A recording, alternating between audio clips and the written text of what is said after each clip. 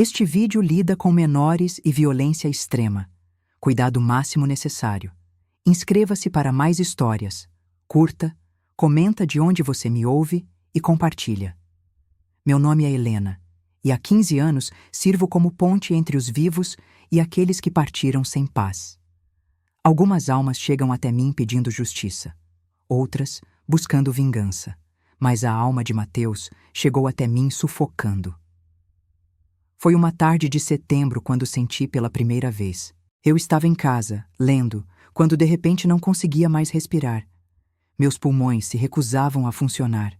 Eu ofegava, tentava puxar ar, mas era como se algo estivesse comprimindo meu peito, bloqueando minhas vias aéreas. Cai no chão, entrando em pânico. E então veio a escuridão.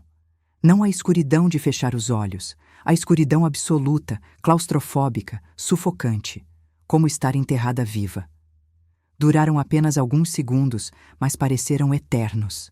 Quando finalmente consegui respirar de novo, estava tremendo, encharcada de suor, lágrimas escorrendo pelo rosto.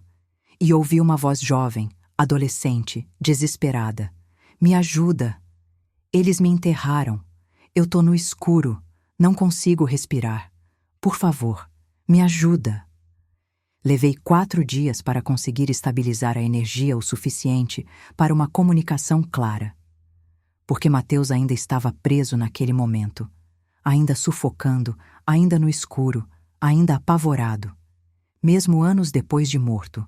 Mateus Gabriel dos Santos tinha 16 anos quando foi assassinado. Era um adolescente típico. Gostava de videogame, futebol, funk, passava horas no celular conversando com amigos. Estava no 2º ano do ensino médio na Escola Estadual Dom Pedro I, na zona norte de São Paulo. Mateus não era o menino mais popular da escola, mas também não era excluído. Tinha seu grupo de amigos, tirava notas medianas, não dava problema. Era magro, alto, usava boné sempre virado para trás, tênis que a mãe fazia malabarismo financeiro para comprar. Ele morava com a mãe, Rosângela, que era auxiliar de limpeza, e a irmã mais nova, Júlia, de 12 anos. O pai tinha ido embora quando ele era criança. Não fazia parte da vida deles. Rosângela trabalhava duro para sustentar os 2 filhos sozinha. Mateus era bom menino no geral. Ajudava em casa, cuidava da irmã quando a mãe trabalhava. Mas ele tinha aquela energia adolescente, aquela necessidade de pertencer, de ser aceito, de não parecer fraco. Foi essa necessidade que o levou à morte. Na escola de Mateus, como em muitas escolas brasileiras, existia uma hierarquia social cruel. Existiam os populares, geralmente os mais bonitos, os atletas, os que tinham dinheiro. Existiam os nerds, os invisíveis. E existiam os alvos. Mateus, infelizmente, virou alvo. Começou no início do 2º ano, quando ele começou a namorar uma menina chamada Larissa. Era o primeiro namoro sério dele, e ele estava nas nuvens. Larissa era bonita, popular, e tinha escolhido ele. Mateus se sentia o cara mais sortudo do mundo. Mas Larissa tinha um ex-namorado. Gabriel, 17 anos, jogador do time de futebol da escola, parte do grupo popular. E Gabriel não tinha superado o término. Que ela viu em você, magrelo? Gabriel disse para Mateus no corredor da escola, na frente de todo mundo. Deve ser pena. Mateus tentou ignorar, mas Gabriel não parou. Começou uma campanha sistemática de humilhação. Esbarrava, sem querer, em Mateus no corredor, fazendo ele derrubar os livros. Fazia comentários sobre como Mateus era pobre, magro, feio, espalhava boatos. E o pior, convenceu seus amigos a participarem. Rafael, João, Pedro e Caio, todos do time de futebol, todos populares, todos seguindo o líder. O bullying escalou rapidamente. Começou com insultos verbais, depois empurrões, depois roubavam coisas de Mateus, mochila, celular, lanche. Uma vez trancaram ele no banheiro por 2 horas. Mateus tentou contar para a mãe. Mãe, uns caras na escola tão me zoando. Filho, todo mundo sofre zoação na escola. Ignora que passa. Tentou contar para os professores. Mas os professores, sobrecarregados com salas de 40 alunos e salários miseráveis, diziam: Isso é coisa de adolescente. Resolve entre vocês. Tentou contar para a coordenação. Marcaram uma reunião. Chamaram Gabriel e os outros. Eles negaram tudo. Ele que é sensível demais. A gente só brinca. E depois, quando não tinha adultos por perto, Gabriel sussurrou para Mateus. Dedou, né? Vai se arrepender. E piorou. Começaram a bater. Não na frente de câmeras ou adultos, mas no banheiro, no vestiário depois da aula de educação física, no terreno vazio perto da escola. Chutes, socos, humilhação. Mateus começou a inventar desculpas para não ir à escola. Tô doente, mãe. Tô com dor de cabeça. Mas Rosângela não podia deixar ele faltar. Ela mesma não tinha estudado muito e educação era prioridade absoluta. Você vai, sim. Educação é o que vai te tirar da pobreza. Mateus parou de namorar Larissa. Achou que se terminasse, Gabriel pararia. Não parou. Naquele ponto, não era mais sobre Larissa. Era sobre poder. Sobre ter alguém para dominar. O grupo começou a filmar as agressões. Postavam em grupos privados, rindo. Olha o frango apanhando. Chorão do caralho. Mateus começou a ter pensamentos suicidas. Escrevia no diário, que a mãe encontrou depois. Não aguento mais. Todo dia é um inferno. Preferia morrer. Mas ele não se matou. Porque tinha a esperança de que quando terminasse o ano letivo, quando mudasse de turma, ficaria melhor. Não ficou. Porque Gabriel e seus amigos decidiram fazer uma brincadeira especial com Mateus. Era uma sexta-feira, 23 de março de 2023. Último dia antes do feriado de Semana Santa. Gabriel chamou Mateus no intervalo. E aí, magrelo, a gente vai fazer uma festinha amanhã à noite na chácara do meu tio. Vai ter mina, bebida, vai ser da hora. Você quer ir? Mateus desconfiou imediatamente. Por que tá me chamando? Cara, a gente sacou que exagerou nas zoações. Foi mal, sério. A gente quer fazer as pazes. Vai lá, vai ser legal. Mateus hesitou.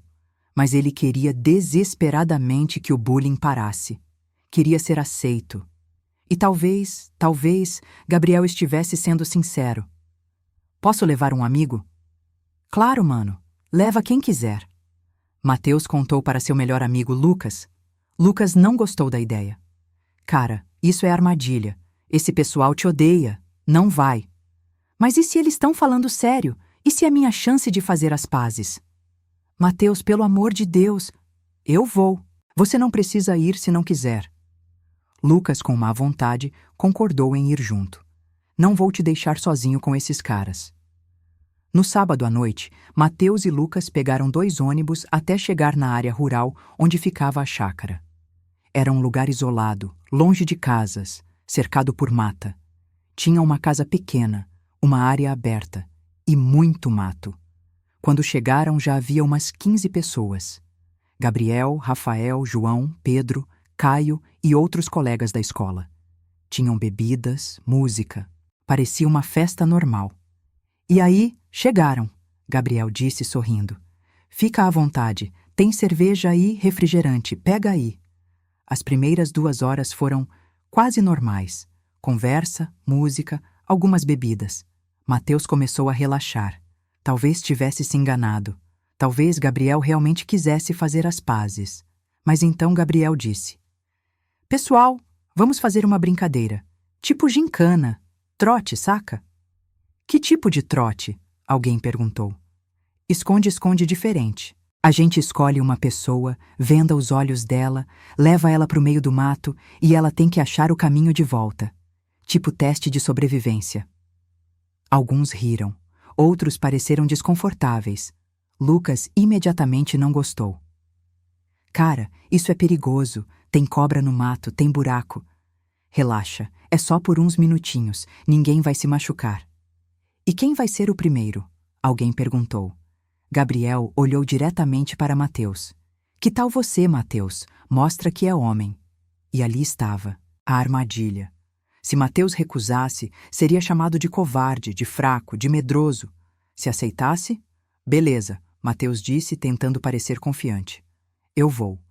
Lucas segurou o braço dele. Não vai, cara. Isso tá errado. Tá de boa. É só uma brincadeira. Eles vendaram os olhos de Mateus com uma camiseta. Gabriel e mais 3, Rafael, João e Pedro, levaram ele para dentro da mata. Caminharam por uns 15 minutos, indo cada vez mais fundo. Mateus ouvia as risadas deles, os comentários baixos. Seu coração começou a bater mais rápido. Algo estava errado. Aqui tá bom, Gabriel disse. Pararam. Mateus ouviu eles mexendo em algo. Som de pá cavando? Não fazia sentido. O que estão fazendo? Mateus perguntou, voz começando a tremer. Calma, já já você vai ver. De repente, alguém o empurrou por trás. Mateus caiu e sentiu vazio embaixo dele. Estava caindo em um buraco. A queda não foi longa, talvez 1,5 metro, 2 metros. Mas foi o suficiente para o impacto doer. Mateus bateu nas costas, perdeu o ar dos pulmões. Tentou tirar a venda. Conseguiu. Olhou em volta tentando entender onde estava. Ele estava em um buraco. Não um buraco natural. Era claramente cavado, com paredes de terra. Tipo uma cova. Com dimensões de... uma cova. Mateus olhou para cima. Viu os 5 rostos olhando para ele.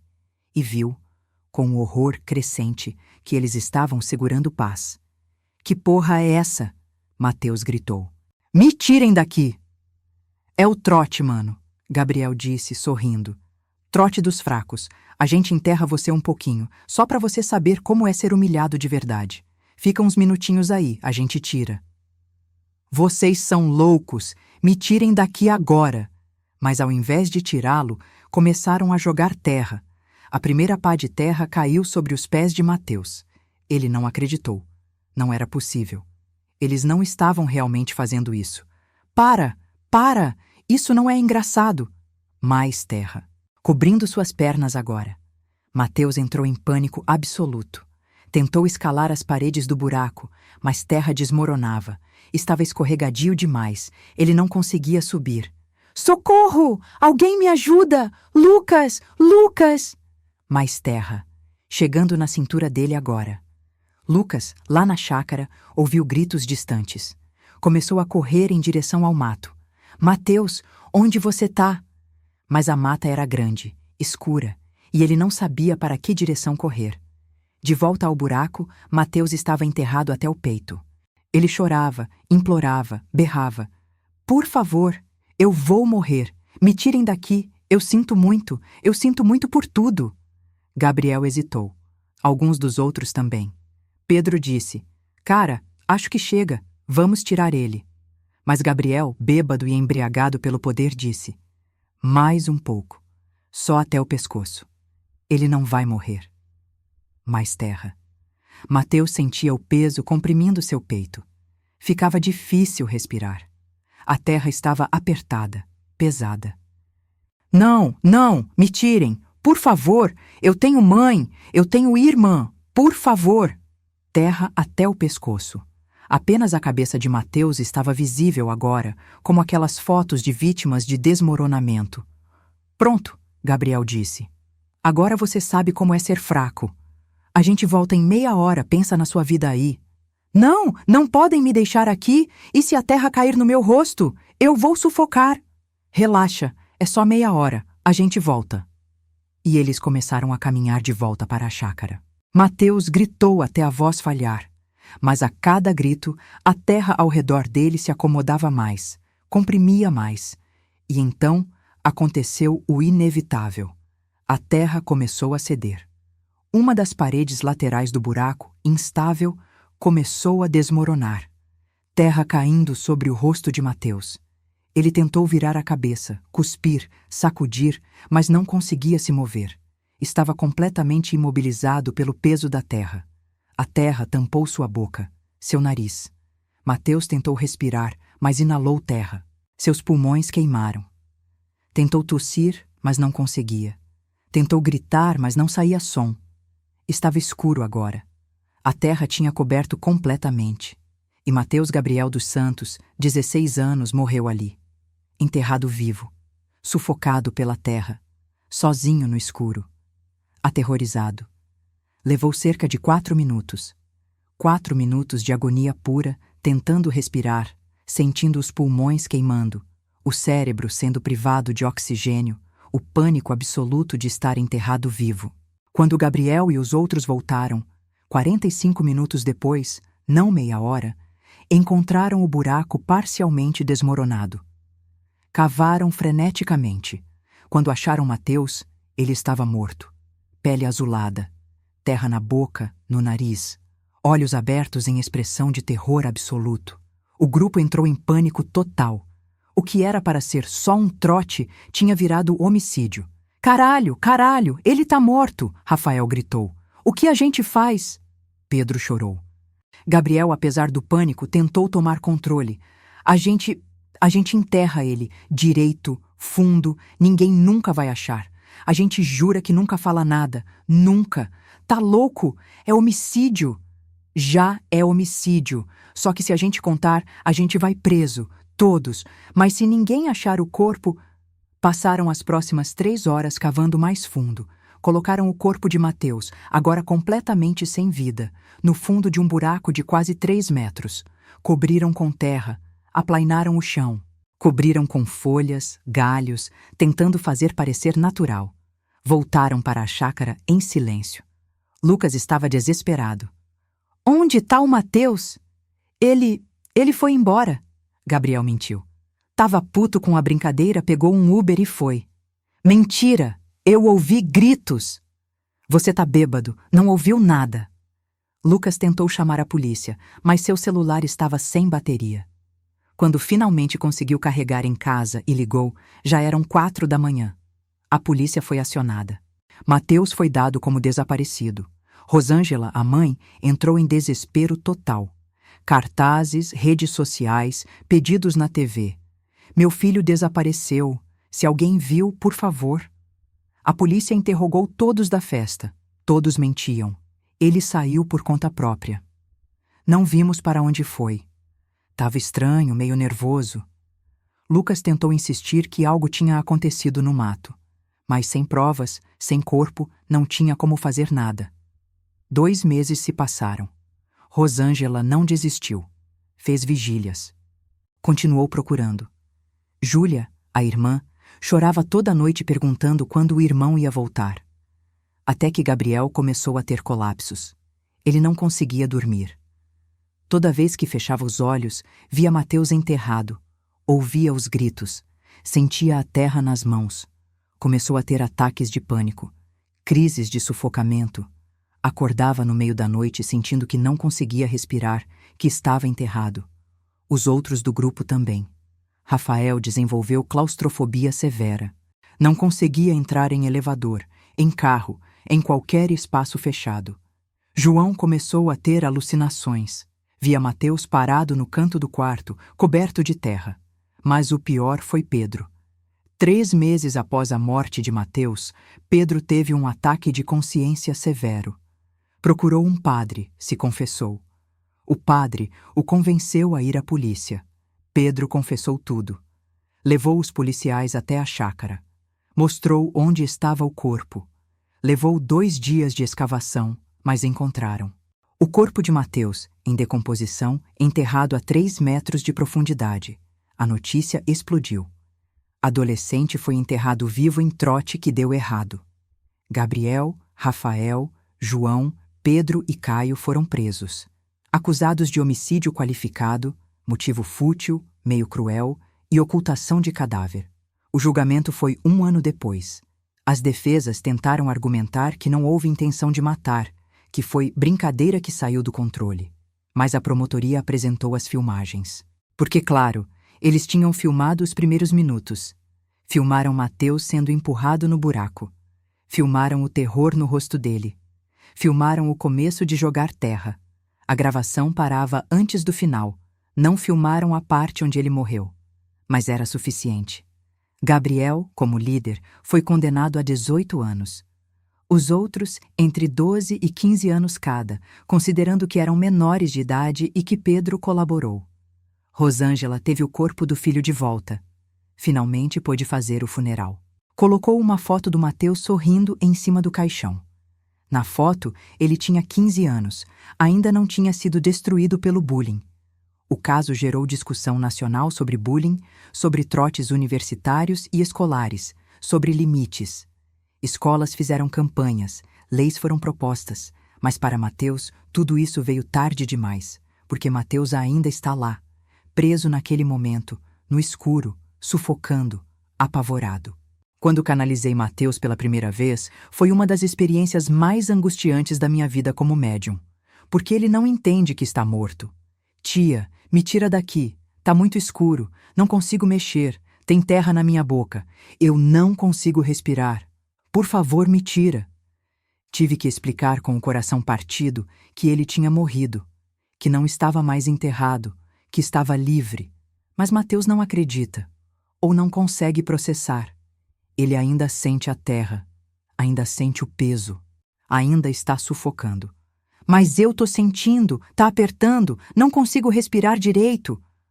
A morte traumática o prendeu tão profundamente que, mesmo livre do corpo físico, ele ainda sente as sensações daquela morte.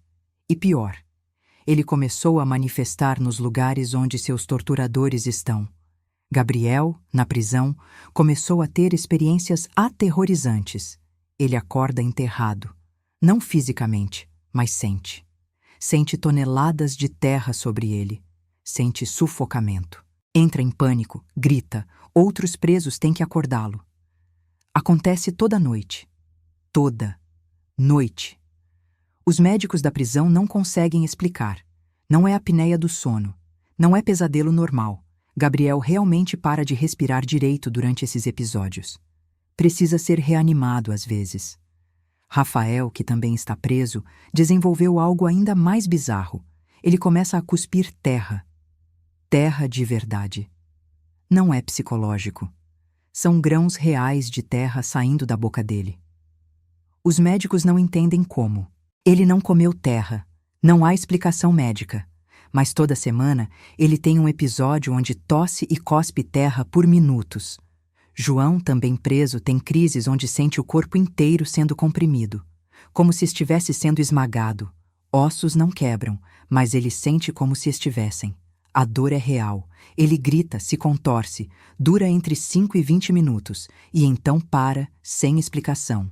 E Caio, o único que conseguiu pena alternativa por ser menor e ter advogados caros, não consegue entrar em lugares fechados. Literalmente. Toda vez que tenta entrar em um cômodo sem janela, em um elevador, em um carro com portas fechadas, ele tem crises de pânico tão severas que desmaia. Mas o mais perturbador são os relatos de terceiros. Pessoas que estiveram perto desses 5 homens relatam sensações estranhas. Dificuldade de respirar, sensação de terra na boca, peso no peito. E alguns juram ter visto um adolescente magro, com boné virado para trás, coberto de terra, parado no canto, apenas observando. Mateus está fazendo com eles o que fizeram com ele, fazendo-os sentir o que ele sentiu. O sufocamento, o pânico, a claustrofobia, a impotência. Eles me enterraram, Mateus disse quando canalizei. Agora eles sabem como é, toda noite, para sempre. Mateus, eles estão cumprindo pena. Eles foram condenados. 18 anos, 12 anos. Eu tinha a vida inteira pela frente. 16 anos. E eles me tiraram tudo por causa de uma brincadeira? Ele tinha razão. E eu não sabia o que dizer. Mateus, sua mãe, ela sofre tanto. Ela chora todo dia. Júlia, sua irmã, ela nunca se recuperou. Você não quer se despedir delas? Seguir para a luz? Eu não posso.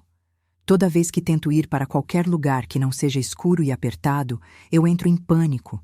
É como se eu tivesse que ficar enterrado para sempre. E ali está o horror real da morte de Mateus. Ele está tão traumatizado pela forma como morreu que está preso naquele estado. Como um disco riscado, repetindo o mesmo momento de terror indefinidamente. Tentei fazer terapia espiritual com ele. Tentei guiá-lo através do trauma. Mas é difícil, porque o trauma foi tão intenso, tão primordial, a morte mais antiga de todas, sufocamento, enterrado vivo, que mesmo sem corpo físico, a memória celular é forte demais. Os pais dos 5 condenados tentaram entrar com recurso. Argumentam que seus filhos estão sendo torturados por forças sobrenaturais, e isso constitui pena cruel e incomum. Os juízes, obviamente, rejeitaram. Não há evidência científica de fenômenos sobrenaturais. Os sintomas relatados são manifestação de culpa e transtorno psicológico pós-traumático. Tecnicamente verdade. Mas eu sei a verdade real. Rosângela, a mãe de Mateus, me procurou há alguns meses. Uma amiga tinha falado do meu trabalho. Ela queria tentar se comunicar com o filho. Fiz a sessão. Foi devastadora. Mãe? A voz de Mateus através de mim era abafada, distante. Mãe, eu tô com medo. Rosângela desabou. Meu filho, meu bebê, a mamãe tá aqui. Mãe, me tira daqui, por favor. Tá escuro, tem terra na minha boca. Me tira. Filho, você não tá mais lá. Você não tá mais enterrado. A gente te tirou, fez um enterro bonito. Você tá em paz agora. Não tô, eu tô aqui, no escuro. Me tira, mãe. Rosângela tentou falar, mas não conseguiu mais. Apenas chorou. Foi quando Júlia, a irmã, falou. Mateus, sou eu, a Ju. Lembra como você sempre me protegia? Sempre cuidava de mim? Agora você precisa se proteger. Precisa sair desse lugar escuro. Precisa ir para a luz. Ju. A voz dele ficou um pouco menos desesperada. Ju, eu sinto falta de você. Eu também sinto falta, todo dia. Mas eu não quero que você fique sofrendo. Você pode ir, pode descansar. Tá tudo bem, a gente vai ficar bem. Mas e eles? E os caras que me fizeram isso? Eles vão pagar. Pelo resto da vida deles, vão carregar o que fizeram. Mas você não precisa ficar aqui só para fazer eles sofrerem. Você merece paz, mano. Houve um longo silêncio. E então Mateus disse algo que me fez chorar. Eu não sei como ir para a luz. Eu esqueci como é não ter medo. Não sei como é sentir que vou ficar bem. E esse é o verdadeiro horror da história de Mateus. Ele morreu tão jovem, tão traumatizado, que não lembra como é sentir segurança. Está preso em terror permanente. Mas naquele dia, com a mãe e a irmã, ele conseguiu dar um passo. Pequeno, mas significativo. Às vezes, ele disse, eu vejo uma luz, longe, mas tenho medo de ir até ela. Por quê? Perguntei. E se for um truque? E se eu for até lá e for só mais um buraco? Mateus está tão quebrado que até a salvação parece uma armadilha. Estamos trabalhando. Rosângela e Júlia vêm fazer sessões regularmente. Cada vez, Mateus fica um pouco menos apavorado. Um pouco mais próximo de acreditar que pode sair do escuro. Mas ainda vai levar tempo. Muito tempo. Enquanto isso, Gabriel, Rafael, João, Pedro e Caio continuam pagando. Não só com anos de prisão, mas com noites de terror. Com a sensação constante de estarem sendo enterrados vivos. Alguns diriam que é justiça perfeita. Outros diriam que é tortura. Eu não sei. Só sei que um menino de 16 anos foi morto por brincadeira. E todos os envolvidos, tanto Mateus quanto seus assassinos, estão presos em um inferno que não tem fim claro. Se você está lendo isso e é adolescente, ouça. Bullying não é brincadeira. Trote não é diversão. E se seus amigos estão fazendo algo que pode machucar alguém, seja a voz que diz não. Pedro se arrependeu tarde demais. Ele confessou sim. Mas Mateus já estava morto. Não trouxe o menino de volta. Se você é pai ou mãe, professor, adulto responsável, ouça quando adolescentes dizem que estão sofrendo bullying. Não ignore como coisa de criança. Mateus pediu ajuda. Ninguém ouviu direito. E se você, por qualquer razão terrível, já participou de algo assim, se já machucou alguém por brincadeira, pare. Peça desculpas. Tente fazer diferente, antes que vire uma tragédia irreversível. Mateus Gabriel dos Santos tinha 16 anos. Gostava de videogame, futebol e funk. Cuidava da irmã mais nova. Queria apenas passar pela escola sem ser destruído. Ele não mereceu morrer enterrado vivo, sufocando no escuro, apavorado e sozinho. E agora, anos depois, ele ainda está lutando para acreditar que pode sair do escuro. Que pode respirar de novo. que pode encontrar paz. A última vez que canalizei Mateus, ele me disse algo que nunca vou esquecer. Tia, o pior de ter morrido assim não foi nem a dor física. Foi saber que eu estava sozinho, que eu tinha ido confiar neles, tinha ido querendo fazer as pazes, querendo ser aceito. E eles usaram isso para me matar. Eu morri acreditando que ninguém nunca ia me achar, que minha mãe nunca ia saber o que aconteceu comigo. Ele estava certo sobre parte disso. Quase não foi encontrado. Se Pedro não tivesse confessado, Mateus estaria lá até hoje, esquecido em uma cova rasa no meio do mato. Mas ele estava errado sobre uma coisa. Ele não está sozinho agora. Sua mãe sabe, sua irmã sabe, e elas não vão deixá-lo no escuro. E eu também não, porque algumas almas não descansam porque não conseguem. Porque o trauma da morte foi tão grande que apagou a memória de como era estar em paz. E algumas almas precisam de ajuda, não apenas para encontrar justiça, mas para reaprender a não ter medo. Mateus ainda está aprendendo. E um dia, espero, ele vai finalmente conseguir caminhar até aquela luz que vê ao longe. E vai descobrir que não é armadilha, que é liberdade. Enquanto isso, ele continua fazendo Gabriel, Rafael, João, Pedro e Caio pagarem. E talvez isso seja parte do processo de cura dele. Talvez precisar fazer com que eles sintam o que ele sentiu seja o que eventualmente vai liberá-lo. Ou talvez seja apenas mais uma forma de estar preso. Não sei a resposta. Só sei que quando olho para essa história, vejo uma tragédia sem vencedores. Um menino morto. 5 adolescentes que viraram assassinos. Famílias destruídas de todos os lados. E uma sociedade que não protegeu uma criança que pediu ajuda. Se você é jovem e está sendo intimidado, não aguente sozinho. Conte. Grite. Faça escândalo se for preciso. Sua vida vale mais que ser educado ou não criar caso. Se você conhece alguém sendo intimidado, interfira. Não seja só a testemunha silenciosa. E se você está intimidando alguém, pare. Agora. Antes que vire algo que você não pode desfazer, porque Mateus só queria passar pela escola, só queria ser aceito, e acabou enterrado vivo por isso. E Gabriel, Rafael, João, Pedro e Caio só queriam dar um susto. E acabaram virando assassinos que agora sufocam toda a noite em seus próprios pesadelos. Ninguém venceu aqui, todos perderam. E Mateus continua no escuro, lutando para acreditar que existe luz. Respire fundo. Respire fundo e agradeça por poder fazer isso. Porque Mateus não pode mais. Mateus me disse algo recentemente que nunca vou esquecer. Ele disse: Tia, sabe o que eu mais queria? Não era ser popular, não era ser o mais legal da escola. Eu só queria ir para a escola sem ter medo. Só isso. E não consegui nem isso. Mateus tinha 16 anos, a vida inteira pela frente, e morreu porque queria ser aceito. Se você está sofrendo bullying agora, ouça com atenção. Não é culpa sua. Nada que você fez justifica isso. E você merece ajuda. Liga 188. Liga 100. Conta para um adulto. Grita se precisar. Mas não fica sozinho como Mateus ficou. E se você está intimidando alguém, mesmo que ache que é só brincadeira, para. Agora. Antes que você destrua uma vida. Ou a sua própria. Gabriel, Rafael, João, Pedro e Caio eram adolescentes também. Não eram monstros nascidos, mas fizeram uma escolha monstruosa.